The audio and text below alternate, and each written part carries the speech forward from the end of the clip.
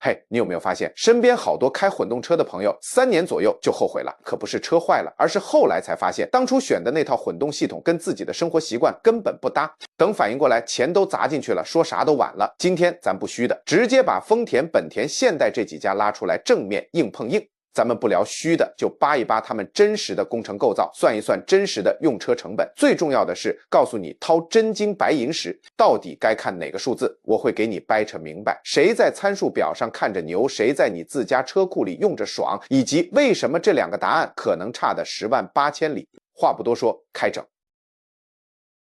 嘿，咱們今天來聊聊豐田2026款的 RAV4 混動。這車用的那個 eCVT 電子無級變速箱，光聽名字就挺唬人。对，我得先給你掰扯明白，免得被繞暈了。它跟你以前聽過的那種 CVT 完全是兩碼事兒。你肯定聽過網上各種吐槽，說 CVT 鋼帶容易打滑磨損，最後把你扔半路。別擔心，豐田這套完全不是那樣，它心臟裡藏的是一套行星齒輪組，就像一組精密咬合的機械齒輪，基本沒什麼摩擦，沒鋼帶也沒離合器片，正常開幾乎沒什麼是容易壞的零件。這麼說，你大多數變速箱裡的零件都在打架，互相摩擦，時間長了就磨損壞了。但豐田的這套更像是在玩數學遊戲，齒輪之間巧妙配合，而不是硬碰硬。搞這套系統的工程師都說，這玩意兒在發動機艙裡簡直快湧動了。電和油的動力通過這個齒輪組無縫的擰在一起，車裡的電腦每毫秒都在算，現在電該出多少力，油又該出多少力，怎麼分配給車輪，整個過程悄無声息，你根本感覺不到，這設計絕對是個天才級的手筆。所以你才看到日本出租車能跑個30萬英里，發動機原裝的還跟新的一樣，還有亞利桑那那些被租来租去被無數人蹂躪的租車也照樣扛得住，靠的就是這硬核的可靠性。不過啊，沒有完美的車，我要是沒告訴你一個讓不少 RAV4 混動車主抓狂的點，那就不厚道了。即加速時發動機的噪音，因為豐田的 eCVT 沒有傳統意義上的換擋內下頓挫感，你地板油踩下去，發動機轉速會嗡的一下拉到一個固定高度，然後就像焊死在那兒一樣，一直叫喚着。車在往前猛衝，聲音卻不變，就像一根被拉緊的橡皮筋，一直吼，直到你鬆開油門，聽着嚇人。放心，機械上沒啥損傷，也絕對不危險，這就是它的設計邏輯。問題就出在，如果你對車內聲音特別敏感，長途駕駛時聽着這持續的低頻嗡嗡聲，確實會讓人很難受。有人開1周就習慣了，也有人表示一輩子都接受不了。所以啊，買之前一定要去 4S 店自己試開一把，特別是模擬一下急加速，聽聽那聲音，你能不能忍？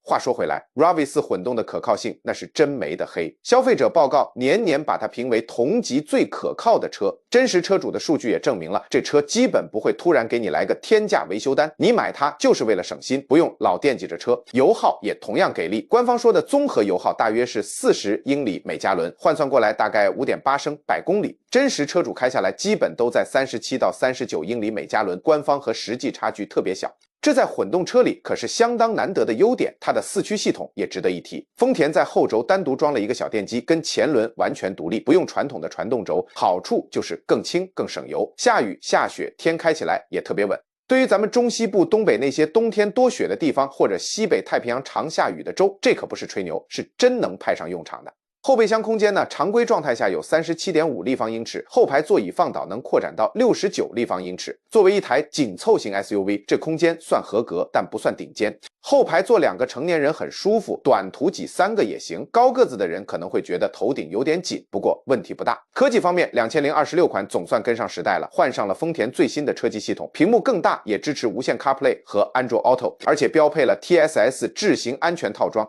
還有一個特別貼心，對很多人來說巨重要的小細節，空調控制還是老式的物理旋鈕和實體按鍵，想調熱就轉旋鈕，想調風量就按按鈕，不用鑽進2級菜單，不用在屏幕上戳來戳去。对咱們不習慣在開車時一直盯屏幕的駕駛者，特別是年紀大點的朋友，太友好了。價格方面，低配 XLU 版本起售價大概4.2萬美元，高配接近5萬，確實不算便宜。但它有個秘密武器——保值率。凱利藍皮書連年都把它評為同級最保值的車型之一。你把車價、油錢、保養費還有折舊費加起來算一個5年的總持有成本，就會發現這車其實比標價看起來划算多了。當然，它也有缺點，加速沒啥激情，急加速夠用，但別指望什麼推背感。低配車型的內飾質感確實比不上本田、現代這些對手。車機雖然這次升級了，但流暢度和高級感還是跟本田、現代有差距。但關鍵是 RAV4 車主們根本不在乎這些，他們買的不是刺激，不是一個大屏，買的就是一个能常年穩定不出幺蛾子的忠實夥伴。對很多人來說，這份踏實感比什麼都重要。說本田的混動，咱就得先聊聊它和豐田的根本區別。豐田那套玩的是行星齒輪的精妙，本田呢直接就走了另一條路，特立獨行。就拿 CR-V 混動來說，它用的可不是單電機，是雙電機，所以它的發動機和車輪之間的連接方式跟豐田完全是兩碼事兒。它最核心的邏輯是，你平時在市區裡開發動機，基本是不直接連車輪的。你可以把它想象成一個充電寶，它唯一的任務就是發電，然後由電機來驅動你走。所以一遇到堵車，你基本上就是在開一台純電動車，特別安靜，起步也快，發動機就在旁邊默默給你補電，根本不會像老式車那樣又吵又鬧的介入。只有跑到高速上，那個離合器才會咔嗒一下鎖死，讓發動機直接出力。這就帶來一個豐田給不了的感覺，市區開起來絕對是純電車的質感，平順安靜，反應快，沒有發動機突突的嘶吼，也沒有那種踩了半天車才動的橡皮筋感。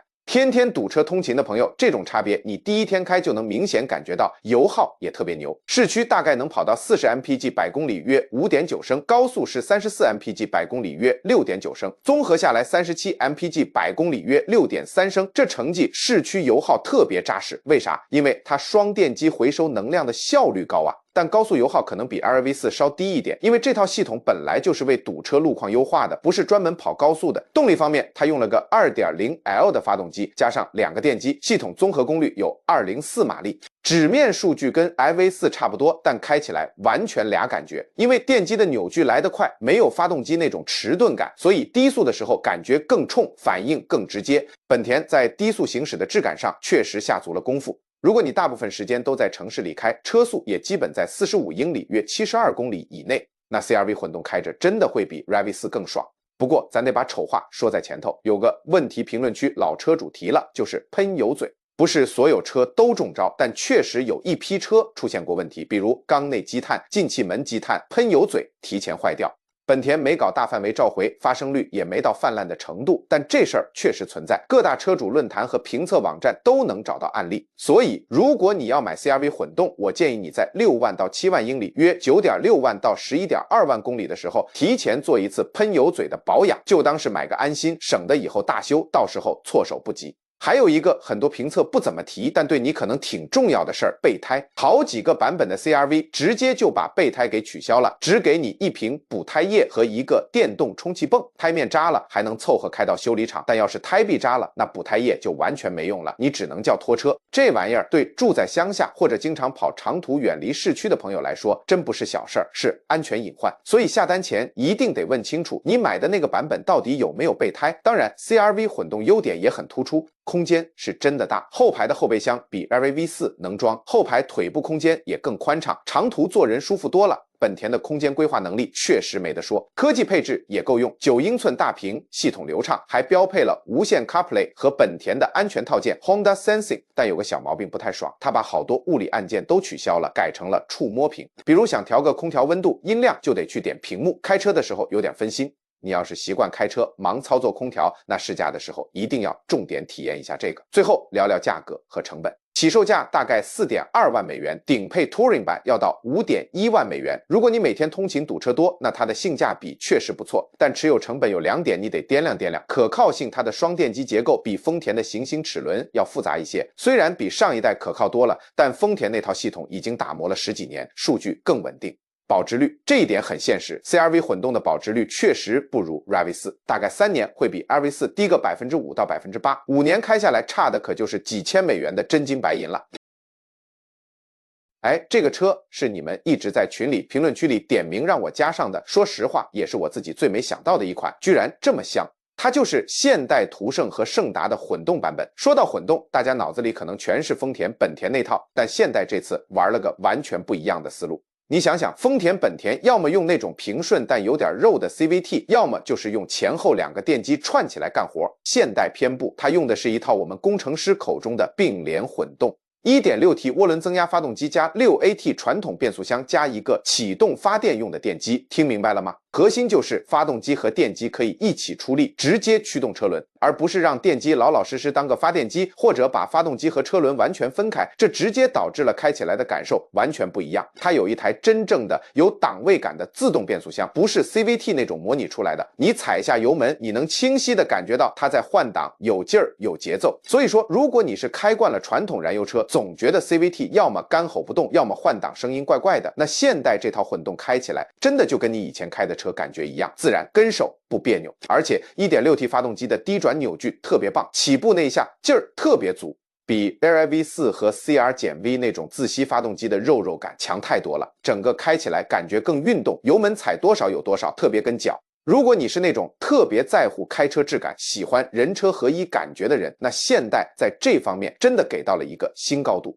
聊聊油耗哈，途勝混動綜合下來大概38到39英里每加侖 mpg， 勝達混動因為更大更重，大概是34到36 mpg， 放同級裡這成績都相當不錯，很有競爭力。但是這裡有個關鍵點，大家得注意，現代這套 1.6T 渦輪機必須加95號以上的汽油，長期算下來比加87號油的豐田、本田會多一筆油錢，所以看總成本的時候，別光看車價，油錢也得算進去。四驅系統，現代叫 H-Track-C， 說白了就是傳統機械結構加電控調校，口碑挺好的。冬天雪地開很穩，各種天氣下的表現和豐田、本田基本在同一個水平，就是動力輸出的風格不一樣。空間方面，途勝混動後排空間大概 38.7 立方英尺，和RAV4 差不多，勝達混動就更狠了，直接是7座布局。第三，排放倒後，整個後備箱能到71立方英尺，偶爾想拉上全家老小，或者多帶幾個孩子出去玩，勝達能給他倆 RAV4 和 CR-V 一個都做不到的選擇。科技配置，現代在這三家裡面玩的是最花的，超大雙聯屏，反應賊快的中控，抬頭顯示 HUD 無線 CarPlay， 還能 OTA 在線升級，整個界面又流暢又好看，在這個價位確實能給人一個驚豔的感覺。但是它和本田有個一樣的毛病，按鍵太少了，物理按鍵嚴重縮水，全靠觸屏。如果你開車喜歡盲操，就喜歡那個擰空調、調音量的實體旋鈕手感，那還是 RAV4 更適合你，尤其是對年長的朋友來說。好了，現在說现代的王牌了，也是它能讓我真香的原因。10年或10萬英里的動力總成超長質保，這不是說說而已的營銷噱頭，是真金白銀的保證。特別是對於那些打算一輛車開個6、7萬甚至10萬英里以上的朋友，這個質保直接幫你把後幾年的大修風險給包圓了，極大的降低了你整個用車週期的成本。最後聊聊價格和缺點，途勝混動起售價大概 3.8萬美元，三家裡最便宜；勝達混動起售價大概 4.5萬美元。這麼看，以它的配置、3排座空間、超長質保和那個特別有駕駛感的混動系統來說，性價比真的沒得說。缺點也擺在明面上，渦輪增壓系統本身保養要求就高一些，得按時用好的機油，不然渦輪容易出問題，壽命會受影響。這台 1.6T 發動機技術上已經很成熟了，但比起豐田那種一根皮筋就能開10年的自吸發動機，它更需要你上點心。現代的可靠性口碑雖然這幾年進步巨大，但跟豐田比還是差一口氣。不過他也知道這一點，所以才敢上10年質保，用這種兜底的承諾來給你信心，保值率還是硬傷。就算再怎麼進步，現代的車二手賣的時候還是比豐田掉價快，3年下來保值率大概率不如 RAV4。所以如果你打算一輛車開個8到10年，那無所謂，但要是3、5年就想換車，那豐田的折舊優勢你基本躲不掉。豐田 RAV4 混動、本田 CR-V 混動和现代途勝混動這3款熱門車到底有什麼看不見的成本？幫你把這筆賬算明白。咱們先說豐田 RAV4 混動，它的混動電池保修期是8年或10萬英里，過了保修期自己掏錢換一塊，大概要3000到4000美元。不過別擔心，豐田的镍氫電池特別耐用，很多車跑到20萬英里，原廠電池還好好的在工作呢，這可靠性是公認的。再看看本田 CR-V 混動，它用的是鋰電池，同樣是8年或10萬英里的保修。換個電池的價格和豐田差不多，或者在3000到5000美元這個區間。最後是現代途勝和勝達混動，他們的電池享受10年動力總成質保，更換成本也跟前倆差不多。但說實話，豐田混動技術經過了那麼多年市場檢驗，長期開下來到底怎麼樣？數據還是更扎實一些。保養方面，這3家都差不多，基本都建議用全合成機油，每隔5000到7000英里換一次。不過现代的車因為帶渦輪增壓，對保養週期稍微敏感一點，但總體來說保養都不貴也不複雜，花不了太多錢。最終購買建議總結，選豐田 RAV4 混動。如果你是這類人，你把長期可靠性看得比什麼都重要，就想買台開個10年20萬公里幾乎不壞的車。2你喜歡實體按鍵，覺得物理旋鈕按鍵摸着踏實，不想在車機屏幕裡翻來覆去找功能。3. 你非常在意保值率，以後換車想賣個好價錢。4. 你希望油耗真實穩定，沒有驚喜也沒有驚嚇。總結一下，你就想買一台買完不用管的家用車，那 RAV4 混動就是同級裡的標杆，最穩妥、最省心的選擇。選本田 CR-V 混動，如果你是這類人：1. 你大部分時間都在市區或擁堵路段開車； 2. 你追求極致的低速平順感，希望車子在堵車時開起來像純電動車一樣安靜絲滑。3. 你更看重後排空間和後備箱空間，家裡人多或者經常需要拉大件東西。4. 你能接受它沒有備胎，並且願意提前規劃好噴油嘴的保養。總結一下，如果你需要一台非常稱職、好開的日常通勤車 ，CR-V 混動絕對能滿足你。選现代途胜混動。如果你是這類人：1. 你非常在意駕駛質感，特別討厭開起來像開船的 CVT 變速箱，想要真實的換擋感。2. 你希望車子低速扭矩足，起步有勁兒，超車也乾脆。3. 你被超長的質保、更高的配置和更低的起售價所吸引。4. 如果你家人口多，勝達的7座版本是你的剛需。總結一下，如果你打算開很多年，不太在意它将來能賣多少錢，那現代這套混動系統其實比很多車評說的要更有吸引力。給年長車主的最終建議，評論區總有些開了幾十年車的老師傅問我，到底哪台車最省心、最不折騰？綜合所有評測、車主數據和真實反馈，答案非常統一：豐田 RAV4 混動。為什麼？因為它的實體按鍵和旋鈕邏輯簡單直接，一看就懂，不用費腦子研究複雜的車機菜單。更重要的是，它那套動力系統在10萬英里約16萬公里內，基本不会給你開出什麼意想不到的維修賬單。這種省心的感覺，比一塊更漂亮的屏幕或者更強的馬力，對咱們來說要寶貴得多。下期話題徵集，我正在準備下一個超有料的對比視頻，聊聊這3套混動在極端環境下的表現，比如1. 極寒天氣電池掉電厲不厲害？2. 高海拔地區渦輪車表現如何？3. 酷熱夏天散熱跟不跟得上？長途開會不會過熱？你平時在什麼樣的氣候開車？是冰雪酷熱還是高海拔？你覺得這3套混動系統誰最耐造？如果你已經是車主，尤其是已經開了超過10萬英里的老司機，太歡迎你到評論區分享你的真實用車體驗。我的下一期視頻就準備拿你們的一手數據來做深度分析。